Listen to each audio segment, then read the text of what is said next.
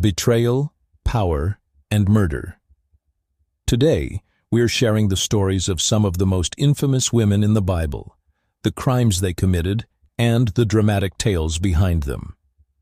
If you find these stories fascinating, don't forget to hit the like button, subscribe, and share this video. First up, we have Jezebel, the ruthless queen who redefined ruthlessness.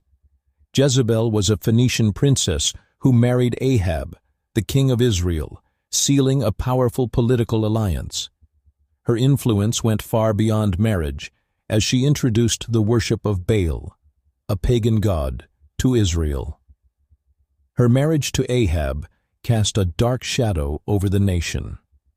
Jezebel was a fierce advocate of Baal worship, building altars and temples for this pagan god. Idolatry flourished under her influence, and she became a symbol of corruption and manipulation. She ordered the execution of various prophets of Jehovah and fiercely persecuted the prophet Elijah. But one story perfectly illustrates her wickedness. Naboth, a righteous man, owned a vineyard next to the royal palace. When Ahab offered to buy it, Naboth refused, which made Ahab very upset. Jezebel, always cunning and resourceful, took matters into her own hands. She came up with a plan to falsely accuse Naboth of blasphemy and treason. False witnesses were called to testify against him, and Naboth was stoned to death based on these lies. Ahab then took possession of the vineyard, but Jezebel's cruelty didn't go unnoticed. This cruel scheme showed Jezebel's wickedness and the moral corruption of Ahab and Jezebel's reign. But divine justice came swiftly. The prophet Elijah confronted Ahab and Jezebel, announcing divine judgment for Naboth's death.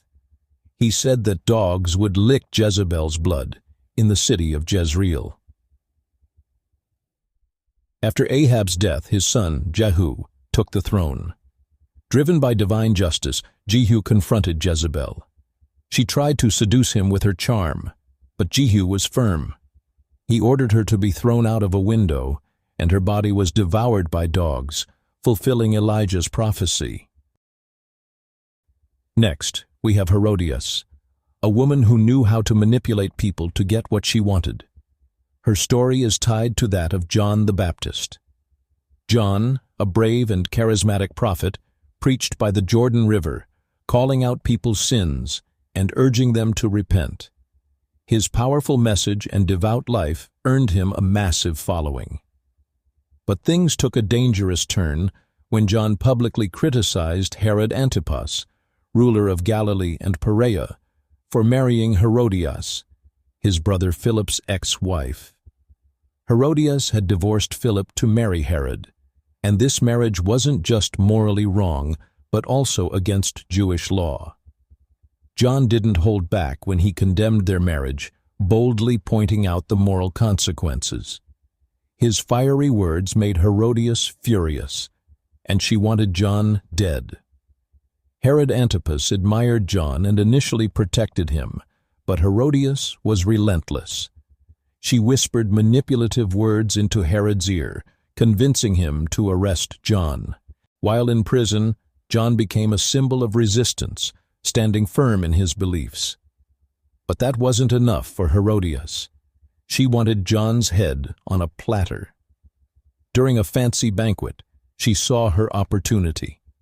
She told her daughter Salome to dance for Herod and captivate him with her charm. Herod was so enchanted that he promised to grant Salome any wish she wanted. Coached by her mother, Salome asked for John the Baptist's head on a silver platter.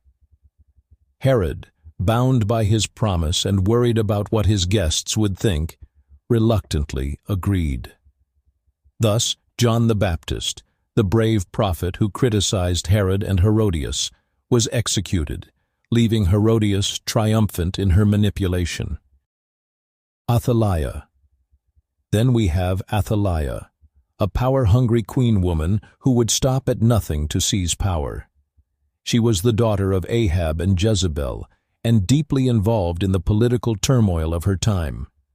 Her son Ahaziah ruled the northern kingdom until he and Jehoram, the leader of Israel, were assassinated by Jehu. With her son dead, Athaliah saw a chance to take control. None of her grandsons were old enough to rule, so she took the throne herself, ordering the execution of all potential heirs from the house of David. Athaliah's ambition knew no bounds. She saw the royal lineage of David as a threat and tried to wipe it out entirely. But her ruthless plan was stopped by Jehoiada, the high priest, who hid Joash, the last surviving descendant of David, in the temple. Jehoiada made sure the Davidic lineage continued, despite Athaliah's attempts to destroy it. When Joash was old enough, Jehoiada crowned him king, and the people rallied behind him.